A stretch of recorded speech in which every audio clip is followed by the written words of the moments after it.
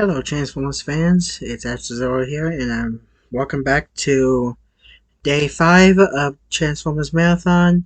We finally reached the end of the Bayverse Transformers, ending with Transformers: The Last Knight. I really love this movie so much. This is my favorite Bayverse Transformers out of all 5 of the movies. It's just freaking awesome the way it turned out. Just from everything from start to finish, it's just stinking amazing. That's just my opinion. Like, as a somewhat beginner Transformers fan, I've, I, how do I put this into words? I'm just someone that really enjoys watching these movies, despite what other people think. Minus the whole critics and minus the critics, flaws, unnecessary crap that should have been in these movies but did. But whatever. This movie is, in my opinion, my favorite, all-time favorite Transformers movie. Out of all the 6 I've seen, actually 7, upcoming is 8, Transformers 1. But, and plus, watching Transformers Prime, Predacon Rising, because that's a Transformers movie as well. Out of all the ones I've seen, this one is my all-time favorite, okay? I mean, sure, I do like all 5 of them, as I mentioned before. But this one is just, again, just freaking awesome. So what is there to talk about?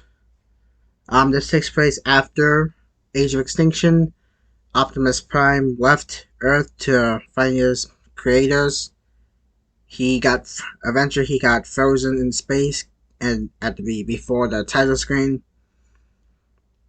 And pretty much all chaos happens back on Earth because after Age of Extinction, the humans are still hunting down the Cybertronians.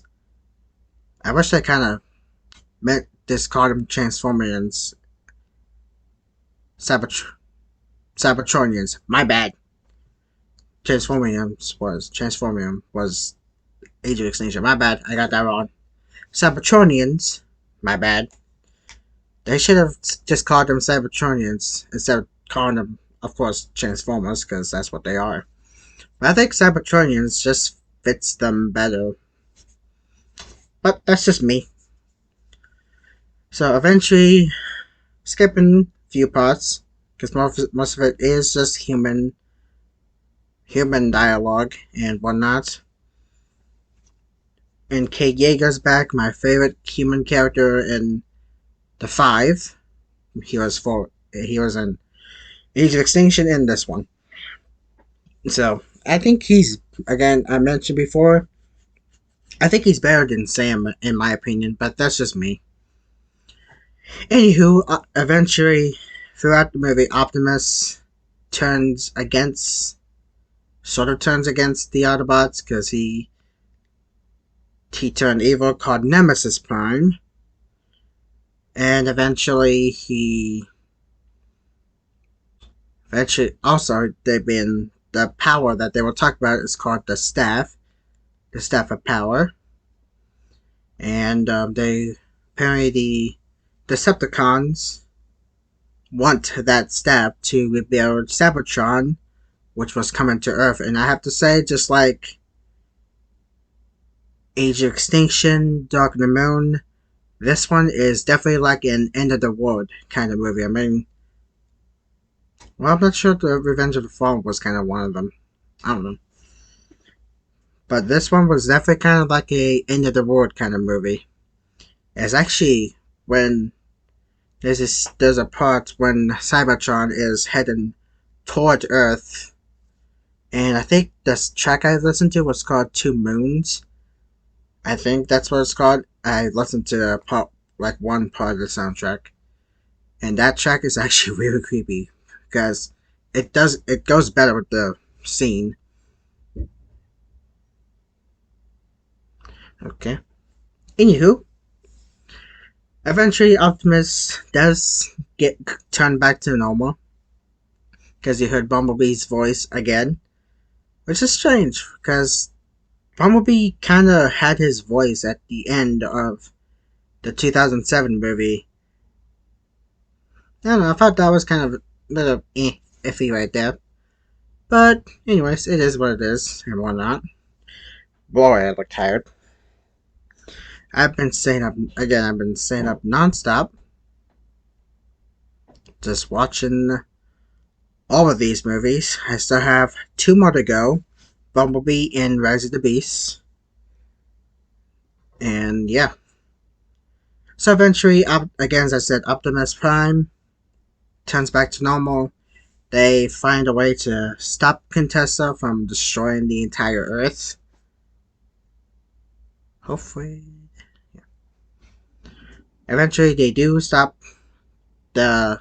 They stop the power corruption thing or whatever it was again. Then the movie just ends with Optimus's famous speeches, and all 5 of them. It ends with the last speech, and then the movie. Oh, I guess eventually, what I've heard, there was going to be another movie after this one, but I think that movie was canceled. I think it was called like, I'm not sure what the title was called actually. Why did I say that? But yeah, minus the complaints that this movie has from a lot of Transformers fans. As I said before, this one is my all-time favorite Transformers movie. Don't judge me. And yeah, also the music is still awesome, especially during the final battle. The final battle music was awesome. Just everything was great about this movie, I have to admit. So, that is the end of the Bayverse Transformers.